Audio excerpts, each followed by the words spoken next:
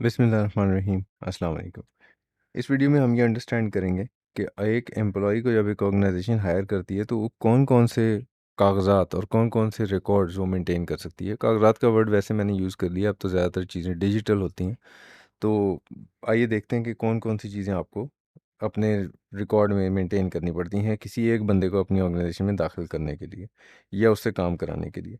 तो सबसे पहले तो वो ज़ाहिर है ह्यूमन रिसोर्स डिपार्टमेंट होगा जो उसको हायर करेगा, उसको मुतलका डिपार्टमेंट में ट्रांसफ़र करेगा। उसको अगर ऑर्गेनाइजेशन से निकलना है तो भी आखिरी महकमा ह्यूमन रिसोर्स डिपार्टमेंट ही होगा जिससे उसका वास्ता पड़ेगा। और एम्प्लॉइज़ के जितने भी रिकॉर्ड्स हैं, उनकी पर्सनल फाइल्स हैं, वो ये मेंटेन करेंगे। और डिसीजन मेकिंग के लिए, मैनेजमेंट की डिसीजन मेकिंग के लिए जितनी भी रिपोर्ट्स हैं वो ह्यूमन रिसोर्स डिपार्टमेंट ही इशू करेगा। सो इस एम्प्लॉई का हायरिंग और टर्मिनेशन, इसी ये सबसे आउटर सर्कल होता है जो किसी भी एम्प्लॉय को ऑर्गेनाइजेशन में एंटर या एग्जिट करवाता है। उसके बाद आप अपने रेलेवेंट प्रोडक्शन डिपार्टमेंट के पास चले जाते हैं जहाँ पे आपने काम करना है। यहाँ पे शेड्यूल वर्क शेड्यूल्स बने होते हैं जिसमें आपका कहीं पे ज़िक्र होगा कि जनाब आपने फ़लाँ चीज़ पे काम करना है, फ़लाँ चीज़ पे नहीं करना है, किस जॉब पे आपने काम करना है, किस जॉब पे नहीं करना है।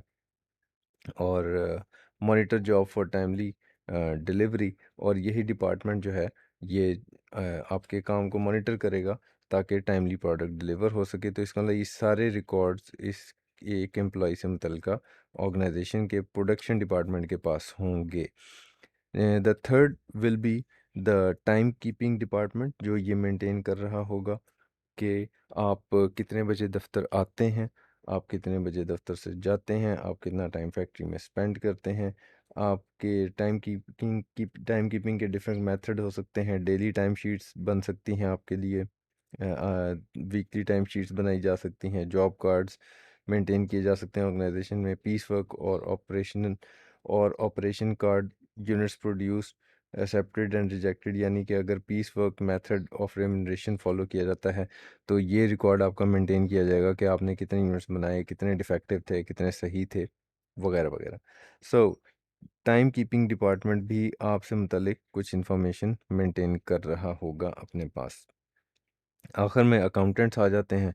कॉस्ट अकाउंटेंट के पास भी कुछ आपका हिसाब किताब होगा। Cost accounting department accumulates and classifies all data related to the labour cost. So वो ये फिर इसने ये सारा डाटा जो है वो इकट्ठा किया हुआ होगा और ये फिर कॉस्ट अकाउंटिंग रिकॉर्ड्स में एंट्री कर रहा होगा कि किस बंदे को कितनी पेमेंट हो रही है, किस जॉब के ऊपर हो रही है, किस डिपार्टमेंट के थ्रू हो रही है, ये सर्विसेज प्रोवाइड कर रहा है किस किस डिपार्टमेंट के थ्रू। सो बेसिकली इस टॉपिक का मकसद ये है कि एक एम्प्लॉई जो ऑर्गेनाइजेशन में, एक जो लेबर काम कर रही है आपके पास, वो उसकी वजह से कितनी किस्म के रिकॉर्ड्स और किन किन महकमों में उसके रिकॉर्ड रखे जाते हैं। और ये जो एक एम्प्लॉई है जो ऑर्गेनाइजेशन में एंटर हुआ है, ये इन सारे सर्कल से होकर गुजरा है, पहुंचा है। और इन सब ह्यूमन रिसोर्स वाले ने, प्रोडक्शन डिपार्टमेंट वाले ने, टाइम कीपिंग वाले ने और कॉस्ट अकाउंटिंग वाले ने अपना अपना रिकॉर्ड इस बंदे का रखा हुआ है। ओके, यहाँ पे अब आपका कोई सवाल होगा तो हम उसको आंसर करेंगे। Thank you very much, take care.